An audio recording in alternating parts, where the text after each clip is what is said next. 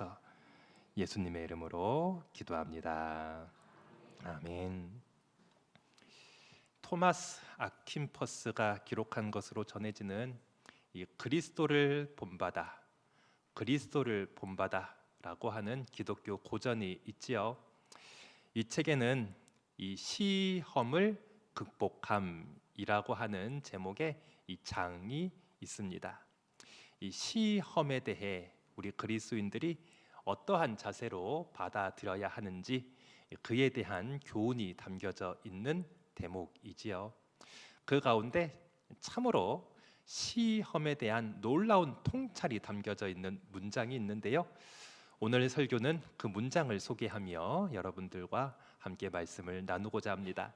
우리 앞에 있는 화면을 보면서 그 문장을 함께 읽어보면 좋겠습니다. 함께 읽어보겠습니다. 시작. 불이 쇠를 증명하듯이 시험은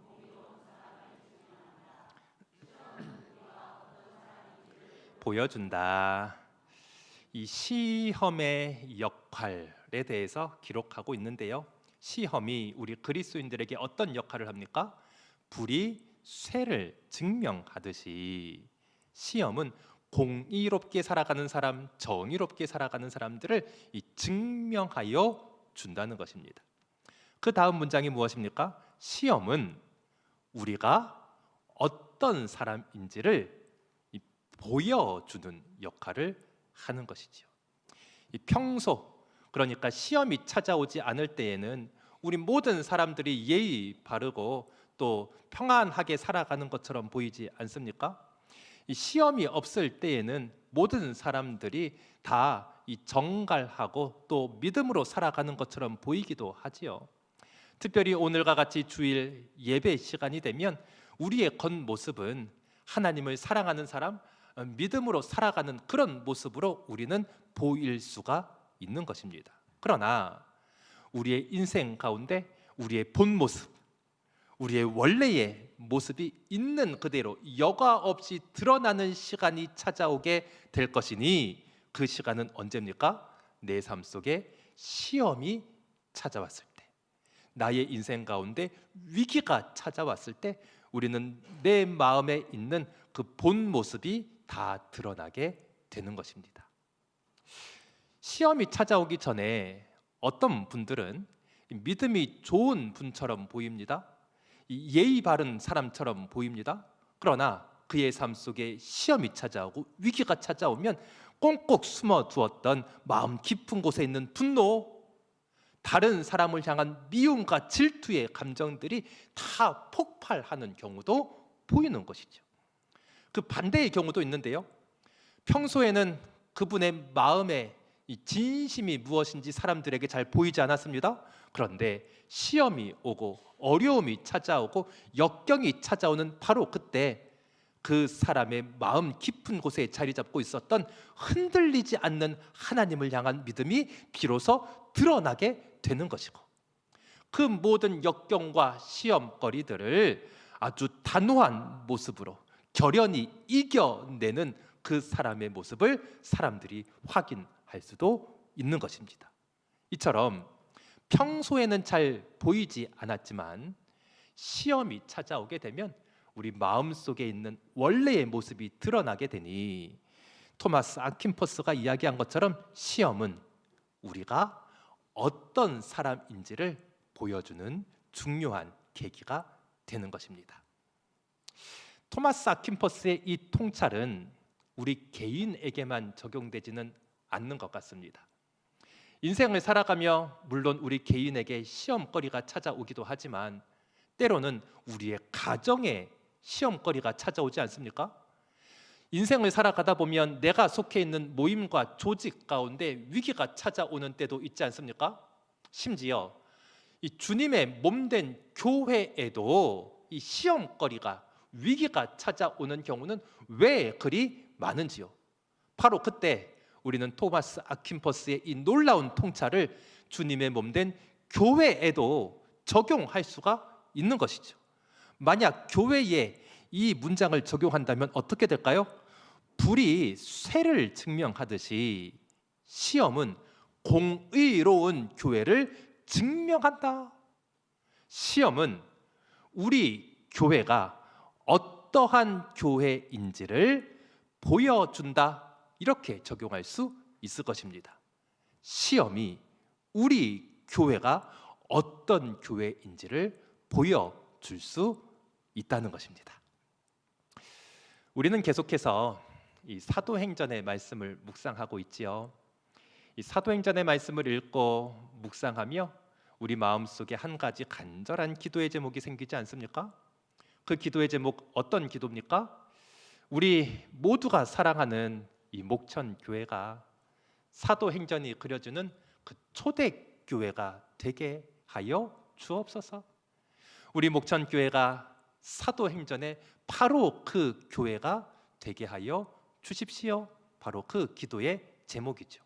근데 성도 여러분, 우리가 그렇게 사모하고 우리가 동경에 맞지 않는 이 초대교회 안에 시험이 찾아왔다, 위기가 찾아왔다라고 하는 것이 오늘 본문의 말씀이겠네요. 자, 오늘 본문 1절 말씀인데요, 우리 1절 말씀을 한 목소리로 함께 읽어보도록 하겠습니다. 시작. 그때에 제자가 더 많아졌는데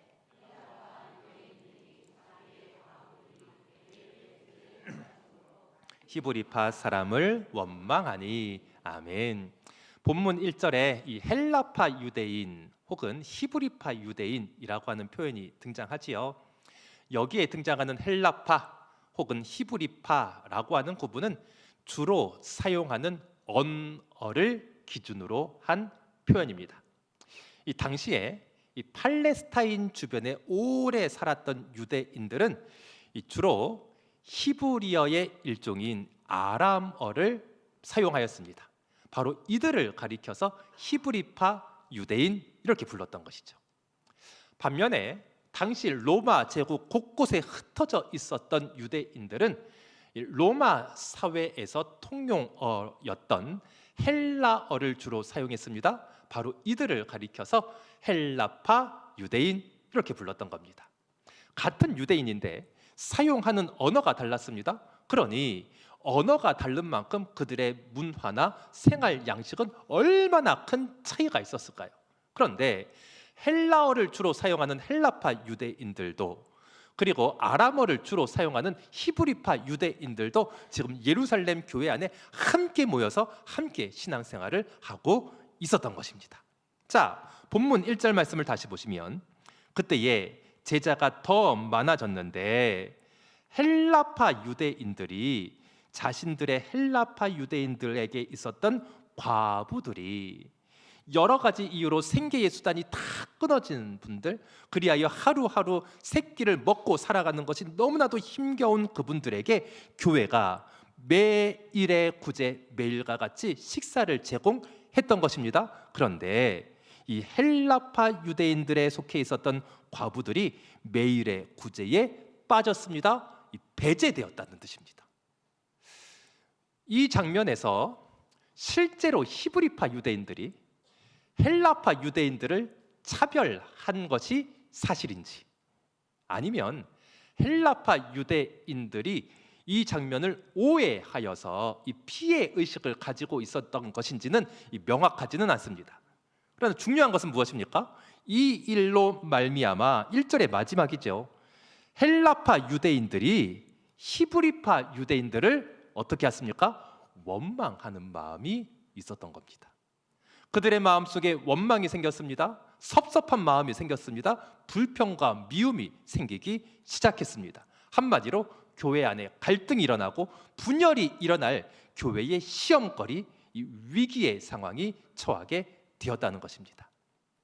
성도 여러분, 우리 그리스도인들, 특별히 우리 목천교회 성도님들은 우리 교회가 이 사도행전이 묘사하는 초대교회가 되기를 간절히 기도하고 있지 않습니까? 그러면 이 우리 교회가 사도행전의 바로 그 교회가 된다는 것 무슨 뜻일까요?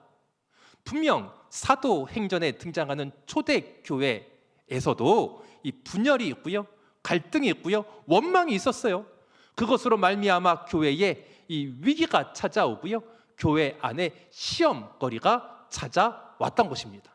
그러므로 우리 교회가 사도행전의 바로 그 교회가 된다는 것은 위기도 없고 시험거리도 없고 성도들 사이에 의견의 충돌도 전혀 없다, 그런 뜻 결코 되지 않는 것입니다.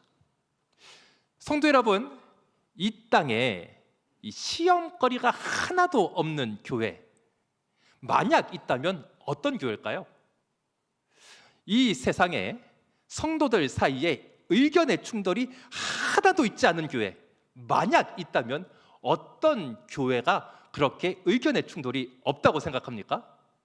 제가 가만히 생각해 보니까요, 아무 일도 하지 않는 교회? 그럴 것 같고요, 성도들의 모임이 전혀 없는 교회? 그럴 것 같습니다. 아무 일도 하지 않으니 시험거리도 찾아오지 않고요, 성도들이 함께 모이는 일도 없으니 의견의 불일치도 일어날 일이 없는 거죠. 그러나 우리가 함께 모여 기도하기를 힘쓰고 교회가 예수 그리스도의 복음을 힘있게 증거하는 그런 교회는 당연히 그 모든 과정들 속에서 시험도 찾아오고 위기도 찾아옵니다. 때로는 성도들 사이에서 의견의 불일치도 일어나게 되는 것입니다. 그러므로 우리 교회가 사도행전의 그 교회가 된다는 참된 뜻은 우리 교회도 수많은 위기를 맞이하게 되고 수많은 시험거리들이 찾아오게 되겠지만 그 시험거리로 말미암아 성도들이 더욱더 하나님을 의지하는 교회, 시험거리가 찾아왔기에 성도들의 믿음이 그것을 계기로 더욱더 깊어지는 교회, 그리하여 성도들이 한 마음으로 기도하며 그 모든 시험거리와 위기를 이겨내고 예수 그리스도의 복음을 더욱더 힘있게 전도하며 선교하는 그 교회, 바로 그 교회가 사도행전의 그 교회가 되는 것입니다. 초대교회 가운데 큰 위기, 이 시험거리가 찾아왔습니다. 자칫 잘못하면 성도님들이 나뉘어지고 서로 다투게 될 그런 위기가 찾아온 거죠. 바로 이렇게 시험이 찾아왔을 때 이 초대교회는 그 저력이 드러나게 되는데요, 그 내용이 본문 2절의 말씀이겠네요. 우리 2절 말씀을 한 목소리로 읽어보도록 하겠습니다. 시작. 12사도가 모든 제자를 불러 이르되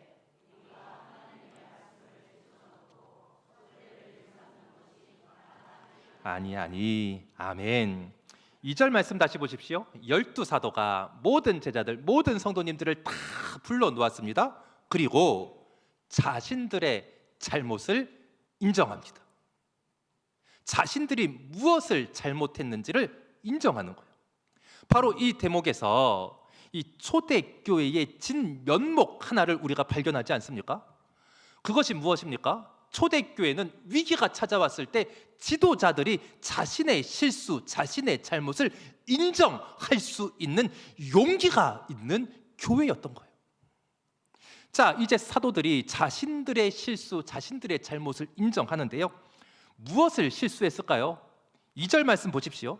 우리가 하나님의 말씀은 제쳐놓고 사도들에게 주어진 가장 중요한 사명 무엇입니까? 하나님의 말씀을 성도들에게 가르치고 하나님의 말씀을 선포하여 복음을 전하는 것, 그것이 사도들에게 가장 중요한 사명일진데 그 사명을 제쳐놓고 접대를 일삼는 것, 이 성도들을 구제하고 과부들에게 양식을 공급하고 이렇게 교회의 여러 가지 일들을 감당하는 일에만 집중하게 된 것, 바로 그것이 마땅하지 아니하였다. 무슨 뜻입니까? 옳은 행동이 아니었구나. 바로 그것을 인정하고 있는 것입니다. 사도들은 이 교회에 찾아온 위기, 교회에 찾아온 이 시험거리로 말미암아 자기 자신을 돌아봤습니다. 그리고 가장 먼저 중요하게 해야 할 우선순위가 무엇인지를 정립하게 되는데요, 본문의 4절 말씀을 보세요. 4절에 우리는 오로지 기도하는 일과 말씀 사역에 힘쓰리라. 이 사도들이 다시금 정립하게 된 최고의 우선순위 무엇입니까? 기도하는 일, 말씀을 선포하고 가르치는 일.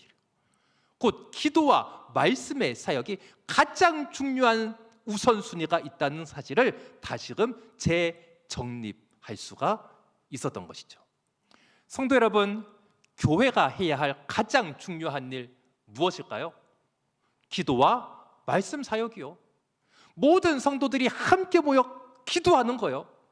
목회자들이 최선을 다해서 전심전력하여 하나님의 말씀을 가르치고 하나님의 말씀을 선포하는 거요.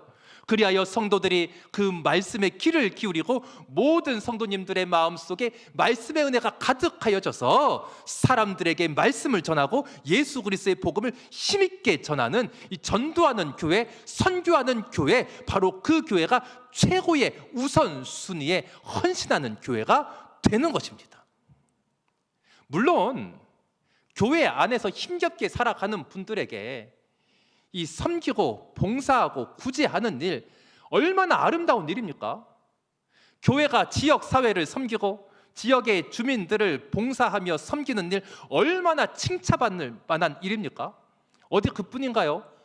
교회를 운영함에 있어서 이 경제적인 회계 처리를 아주 투명하게 하는 것, 이 모든 의사 결정을 성도님들의 의견을 다 청취하면서 민주적인 절차에 걸쳐서 의사 결정을 해 나가는 것, 이 모든 것들 너무나도 좋은 일 아닙니까? 근데 성도 여러분, 그 모든 일들은 최선을 다해 감당하면서 정작 가장 우선순위에 두어야 하는 기도와 말씀의 사역이 뒤처진다면 그것은 이 좋은 NGO 단체는 되겠지요. 그러나 성령 하나님이 역사하시는 주님의 몸된 교회는 세울 수가 없는 것입니다. 이 원리는 우리 개인의 신앙생활에도 마찬가지인데요. 우리 그리스도인들 어떻게 살아가야 합니까? 가정 안에서 부모와 자녀의 관계, 부부의 관계, 또 직장에서, 사회에서 우리는 수많은 관계를 맺고 살아가지요. 그 관계 안에서 정의롭게 살아가는 것, 공의를 행하는 것, 정직하게 행하는 것, 나아가 사랑을 실천하는 것, 바로 그것이 우리 그리스도인의 사명이 아닙니까? 물론 좋은 일입니다. 다만 그렇게 공의롭게, 정의롭게, 정직하게 사랑을 실천하며 살아가지만 정작 기도와 말씀이 나의 일상 가운데 점점 사라져 버린다면 우리는 좋은 사람은 될 것입니다. 그러나 하나님의 손에 온전히 붙잡혀 성령의 역사에 쓰임받는 하나님의 사람은 될 수가 없는 것입니다. 그러므로 사랑하는 성도 여러분, 여러분의 삶 속에 성령의 역사가 나타나고 여러분의 인생을 성령 하나님이 온전히 사로잡는 하나님의 사람이 되기를 원하신다면 여러분의 일상 가운데 가장 먼저 기도하는 일, 하나님의 말씀을 읽고 묵상하고 듣는 그 일에 최고의 우선순위를 두셔야 하는 것입니다. 교회 안에 위기가 찾아왔습니다. 이 초대교회에 이 시험거리가 찾아왔지요. 바로 그때 사도들은 먼저 자기 자신을 되돌아보는데요. 그러면서 우선순위를 다시 새롭게 정리했어요. 어떤 우선순위입니까? 기도하는 사역, 말씀을 전하는 그 사역에 우리가 전심전력하겠다. 그러면 성도 여러분, 지금 교회 안에 사도들이 처리해야 할 일이 지금 산더미인데 그들은 어떻게 이 기도와 말씀 사역에 전심전력할 수 있었습니까? 이 질문에 대한 대답이 오늘 본문 3절의 말씀이죠. 우리 3절 말씀을 한 목소리로 읽어보도록 하겠습니다. 시작. 형제들아, 너희 가운데서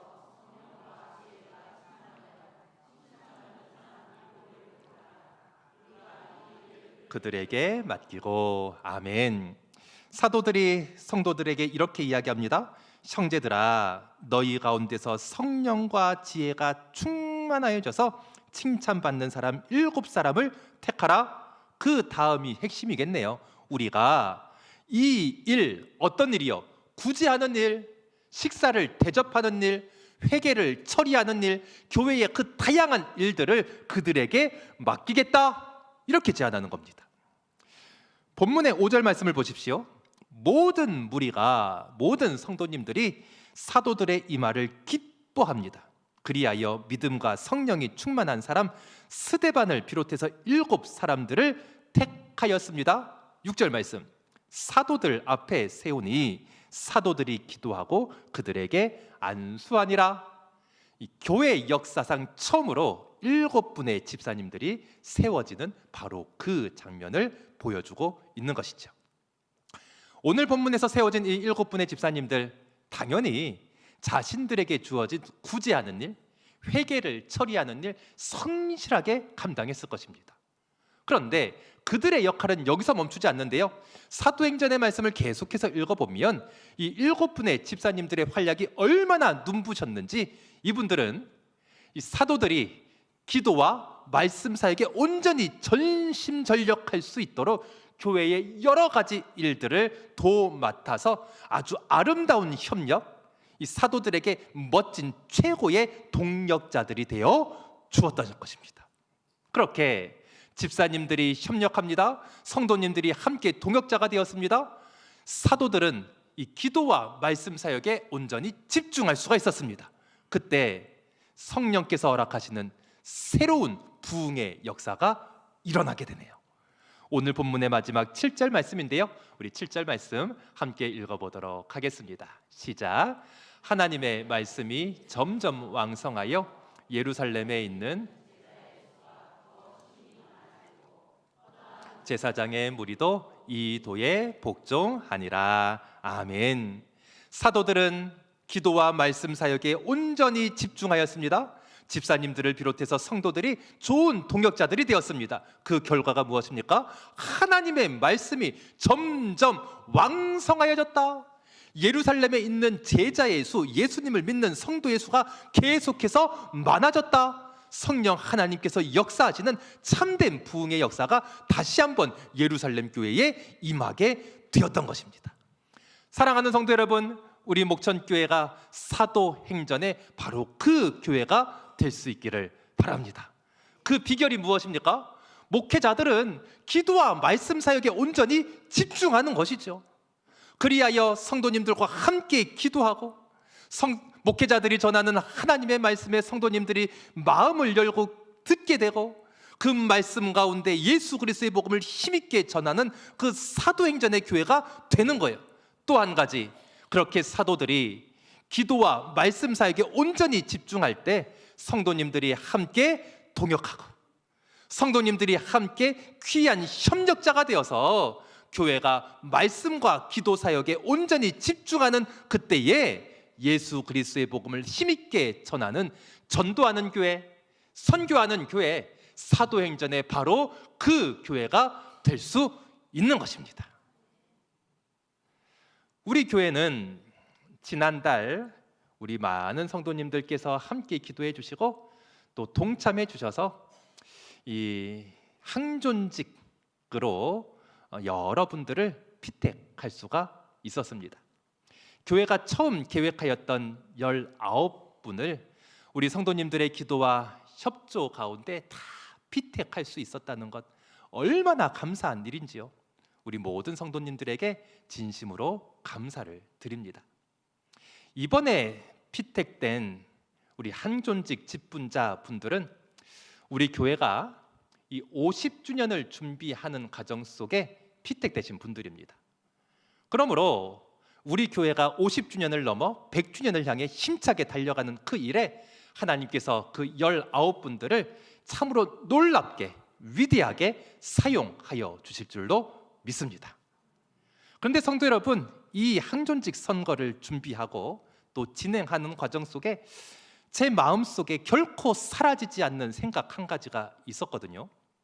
시간이 지날수록 그 생각은 사라지기는커녕 점점 제 마음속에 커지기만 하는 거예요. 그 생각은 이것이었는데요, 과연 우리 목천교회가 이 창립 50주년을 넘어 100주년을 향해서 힘차게 달려가야 되는데, 이 사도행전의 바로 그 교회가 되어야 하는데, 그 일에 쓰임 받을 사람이 19명이면 충분한가? 그 질문이요. 어찌 19명만으로 우리 교회가 50주년을 넘어 100주년을 향해 힘차게 달려갈 수 있을 것인가? 19명만이 아니라 우리 목천교회에 속한 모든 성도님들이 한 마음으로 협력자가 되고 동력자가 되어야 비로소 우리 교회가 50주년을 넘어 100주년을 향해 힘차게 달려가는 사도행전의 바로 그 교회가 될 수 있는 것이 아닐까, 그 생각을 하게 되는 겁니다. 성도 여러분, 이 초대교회, 그 예루살렘 교회 어떤 교회입니까? 사도들이 12분이나 계셨던 교회예요. 사도들이 어떤 분들인데요? 예수님께서 직접 택하여 주신 분들입니다. 예수님께서 직접 한 사람 한 사람 말씀을 가르치시고요, 3년 동안 동거동락하시며 하나님의 제자로, 예수님의 제자로 마침내 초대교회를 이끄는 위대한 사도로 모든 훈련을 예수님께서 친히 시켜주신 분들이라고요. 마침내 성령의 충만함을 입어 기독교 역사에서 그 누구도 감히 넘볼 수 없는 가장 위대한 교회의 일꾼으로, 하나님의 사도로 세워진 분들, 그분들이 한두 분도 아니고 12분이나 예루살렘 교회에서 사역했던 그 교회가 초대교회예요. 그런데 오늘 본문의 말씀은 무엇을 가르칩니까? 그렇게 사도들이, 그 위대한 사도들이 12분이나 계셔도 집사님들의 협력이 필요했다는 거예요. 성도님들의 협력이 있을 때 그 예루살렘 교회가 복음을 끝까지 전하고 교회의 위기와 교회의 시험거리를 이겨내어 예수 그리스도의 증인된 그 교회가 될 수 있었다는 것이죠. 하물며 우리 목천교회 말에 무엇하겠습니까? 어찌 이번에 피택되신 분들만 협력자가 되고 동역자가 된다고 하여 우리 교회가 50주년을 넘어 100주년을 향하는 그 교회가 될 수 있겠냐고요.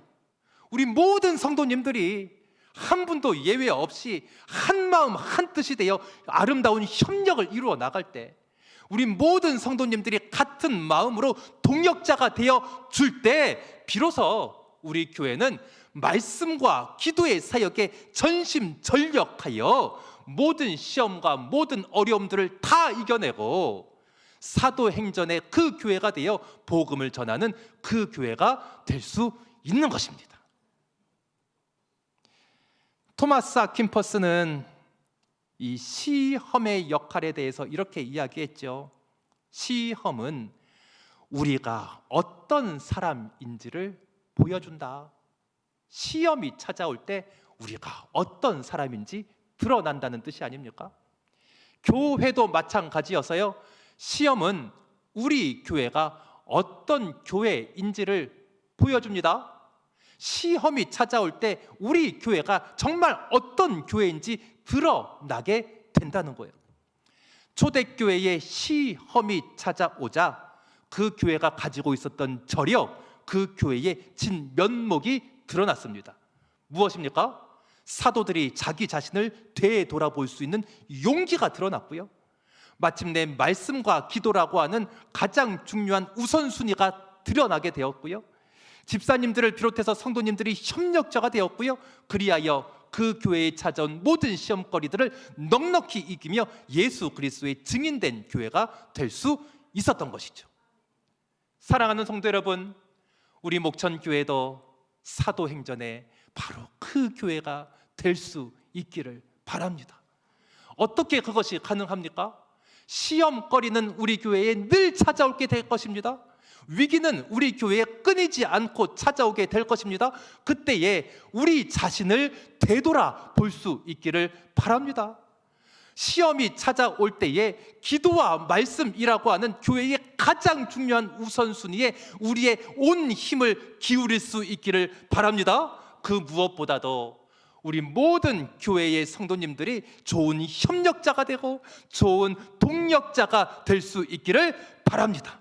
바로 그때 우리 교회는 모든 시험의 거리들과 모든 위기들을 넉넉히 이겨내고 모든 성도님들이 기도와 말씀 가운데 집중함으로 말미암아 예수 그리스도의 복음을 땅끝까지 전하는, 전도하는 교회, 선교하는 교회, 곧 사도행전의 바로 그 교회가 될 수 있는 것입니다. 기도하겠습니다. 하나님 아버지, 우리 모두가 사랑하여 섬기는 이 목천 교회가 사도행전의 바로 그 교회가 되게 하여 주시옵소서. 물론 시험거리도 찾아올 것입니다. 위기도 찾아올 것입니다. 때로는 성도님들 사이에 의견이 달라 서운한 마음도 들 수 있을 것입니다. 주여, 그러한 때에 받아 우리 자신을 되돌아보게 하시고 기도와 말씀이라고 하는 가장 중요한 우선순위에 최선을 다하게 하여 주시옵소서. 그리하여 위기가 딱 찾아오고 시험거리가 찾아올 때마다 모든 성도님들이 함께 기도하고 말씀 가운데 참된 진리의 길을 발견함으로 말미암아 그 모든 시험거리와 위기들을 넉넉히 이겨내게 하시고 땅끝까지 이르러 예수 그리스도의 복음을 전하는, 전도하는 교회요, 선교하는 교회요, 사도행전의 바로 그 교회가 되게 하여 주시옵소서. 예수님의 이름으로 기도합니다. 아멘. 우리 다 함께